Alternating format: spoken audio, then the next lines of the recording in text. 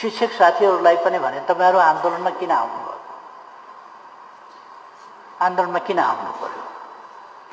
अहिले सबै कुराहरू सुन्ने, जायज र सम्भव कुराहरू पूरा गरिदिने सरकार छ। तपाईहरु 2-3 जना बढीमा 5 जना आएर यो हाम्रो चाहिँ भनाइ छ, यो माग छ, यो कुरा परिस्थिति यस्तो छ। अब त्यहाँ कहिले जादु देखाएको छ, कहिले कविता सुनाएको छ, कहिले गीत गाएको छ, कहिले नाचेको छ, किन गर्नु पर्यो? कहिले सडकमा सुतेको छ, किन गर्नु पर्यो?